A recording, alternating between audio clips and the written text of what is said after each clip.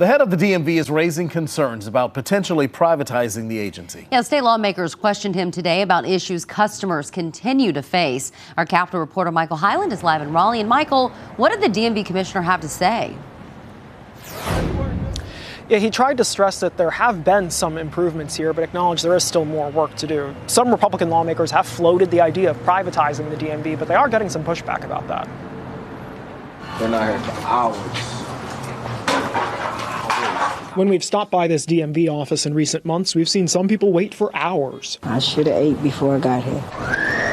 Some have been in and out in 20 minutes, even when they couldn't get an appointment. On the online page, it was saying like everything's full. State lawmakers questioned the head of the DMV Thursday, saying the agency is not moving quickly enough to make things better for customers. A broken DMV is a broken promise to our constituents. Commissioner Wayne Goodwin acknowledged there's more work to do, but said there have been improvements. More customers are using online services, and the agency has filled about 250 staff vacancies since the pandemic. In my visits and talk with customers, there's a palpable difference that folks see. But he says the agency is overburdened and has not been able to keep up with the growing population. Republican lawmakers recently called for a study on privatizing the agency, which is due in May. We've got to make changes that effectively provide a better level of service than what we're providing today. State employees have raised concerns about whether that would raise customers' fees and if it will actually improve things. The concern, is to make sure that ultimately with what services we provide, that you don't do things that would jeopardize the identities and the personal information of individuals.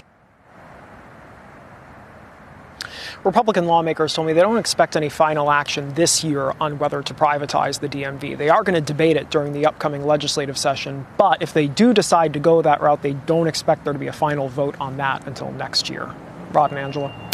Question for you. Even with the current hiring issues, the DMV commissioner also says he's concerned about what is still to come. Why is that?